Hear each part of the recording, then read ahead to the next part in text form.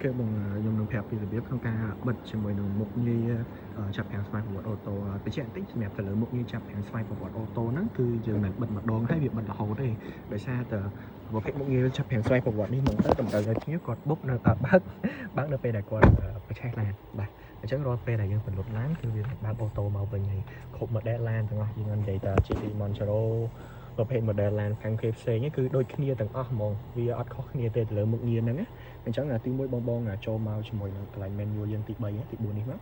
បាទចុចចូលហើយបងក៏ពី ADAS របស់គេនៅក្នុងនេះផ្ទាល់ណាបាទ ADAS ហ្នឹងទៅលើប្រព័ន្ធមុខងារសុវត្ថិភាពអញ្ចឹងនៅខាងក្នុងហ្នឹងមានច្រើនខ្ញុំប្រាប់មួយជូនបងប្អូនអានេះសម្រាប់មុខងារ land capacity ខុសកន្លងផ្លូវអីផ្សេងបងចង់បិទកុំឲ្យវាញ័រជាកូដ land នៅពេលបងវ៉ាចែងតែបងអត់សញ្ញោទេនៅពេលដែលបងវ៉ាចែងគឺវានឹងញ័រជាកូដ land អញ្ចឹងបងអាចបិទបើកបាននៅនេះសម្រាប់ទៅលើការចាប់ខាងស្វ័យប្រវត្តិអូតូបងអូសចុះក្រោមបាទអូសចុះក្រោមវាឃើញ forward collision mitigation ណាបងអាចចុចបិទអាហ្នឹងបានបាទអញ្ចឹងចុចបិទនេះគឺវាតម្រូវយើងចុច confirm មួយទៀតបងចុច confirm មកតែប៉ុណ្្នឹងហើយសម្រាប់ការមុខងារចាប់ខាងស្វ័យប្រវត្តិអូតូនឹងបិទជូនបងហើយគាត់ថានៅពេលដែលបងបញ្ឆេះឡានមកម្ដងទៀតបងតម្រូវឲ្យចុចនៅនឹងម្ដងទៀតដូចគ្នាអរគុណ